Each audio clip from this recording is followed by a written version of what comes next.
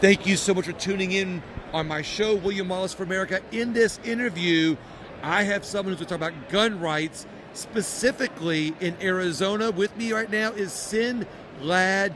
She is the director of the Arizona chapter for Gun Owners of America. Sin, thank you so much for being on there. I really appreciate it. Well, thank you, William, very much for having me on your show. Well, you are such an awesome person from talking with you a little bit off camera, but I love your passion for the Second Amendment, and it shows because you're the state director for the Gun Owners of America. Right. I want to talk about things that are happening in Arizona, but specifically as an example to states that might be fighting for gun rights in their state.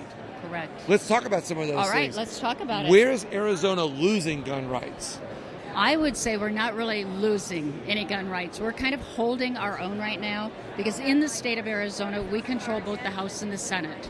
And when I say we, I'm talking about Republicans and Second Amendment lovers. So we have the House and the Senate. What we don't have is the governor's mansion. We have a Democrat governor, and so we will write and pass beautiful gun laws in the state of Arizona only for it to reach her desk and get vetoed.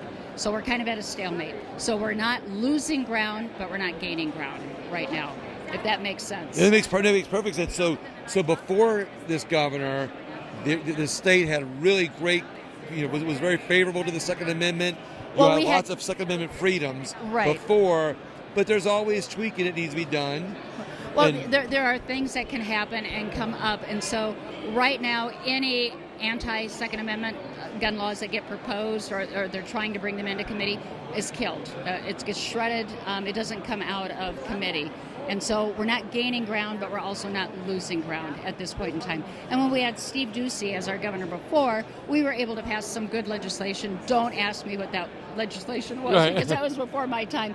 But we used to have really strong gun laws, but now Texas actually has better gun laws than we do. So we're trying to get that governor's mansion back, maintain control over the House and Senate, so we can kind of step it up and get rid of some of the things that got put into place. And so you want me to talk about some of those? I would love to hear some of that. Absolutely. Listen in, guys, because we're getting some good stuff. Okay. So one thing that I'm very passionate about is campus carry.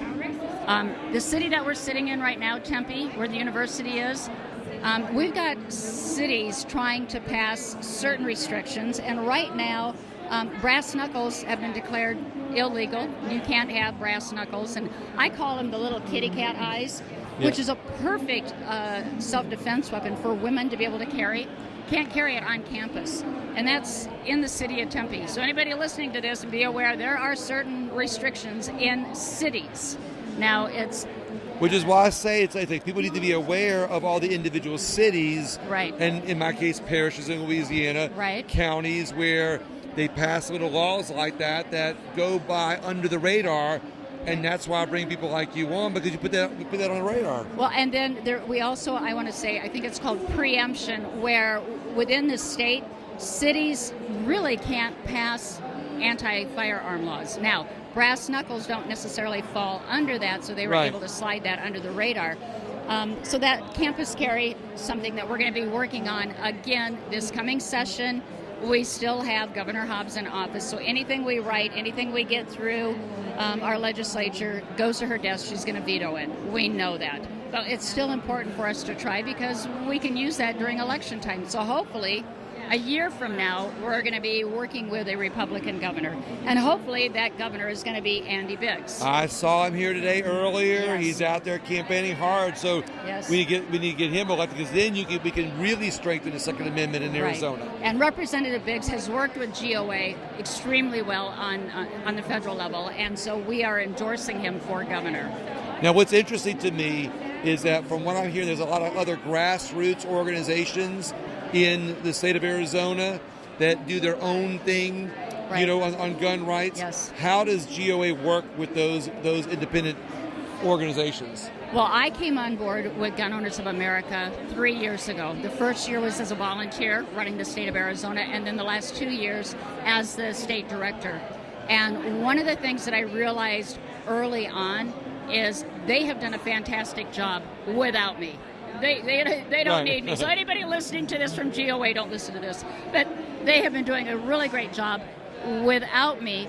But what I can bring to the table is helping with, example, Arizona Citizen Defense League. These guys have been around for a long time. They have a huge following, a huge grassroots base of members. And we can go down to the Capitol and show up and go into committee and be talking directly to our legislators and telling them what we think about a proposed bill. You know, whether we like it, we don't Right. like it, why.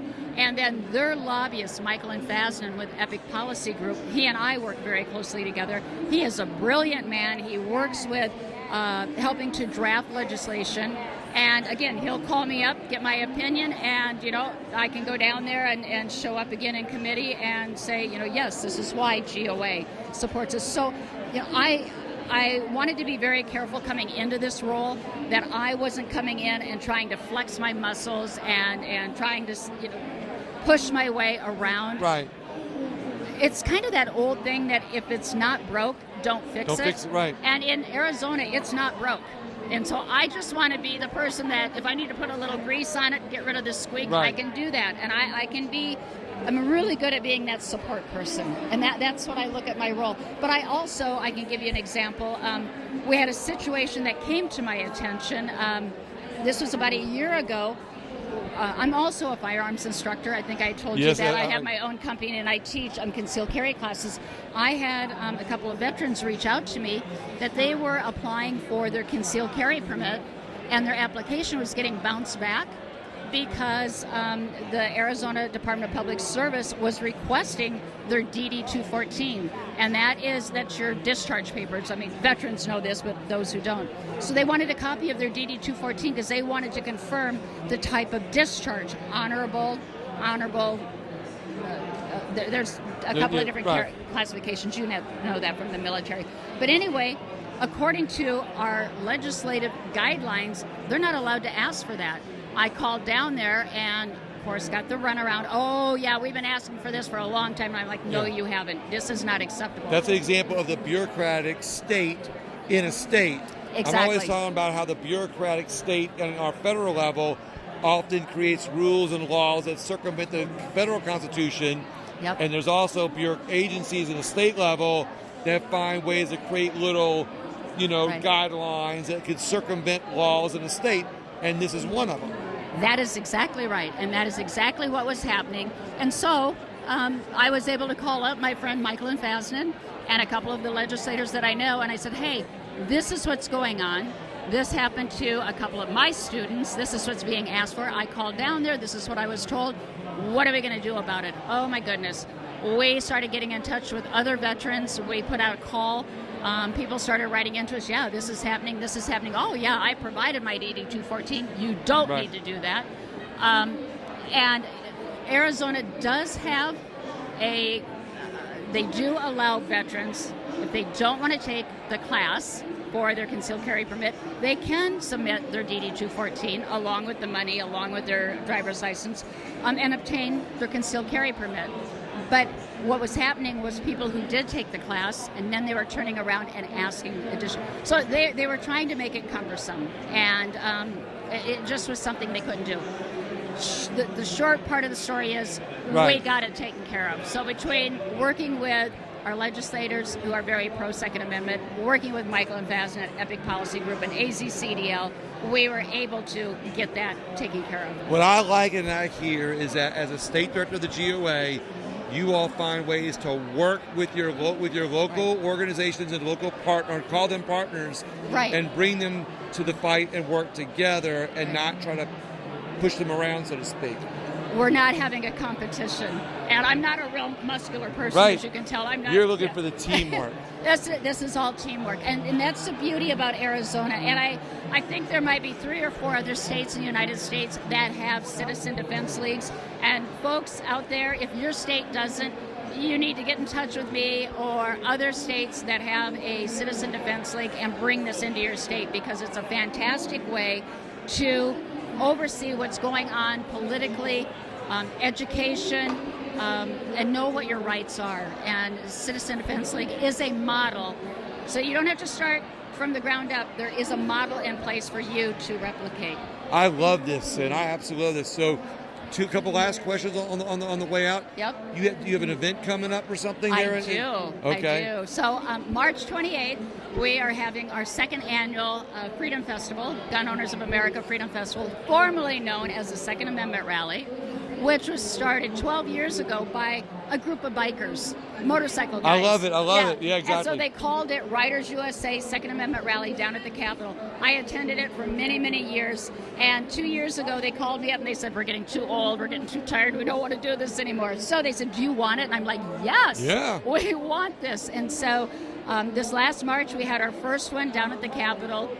Way too small for what we wanted to do. So this year, I should say March 2026, it's going to be at the Glendale Civic Center East parking lot. We have almost 3 acres.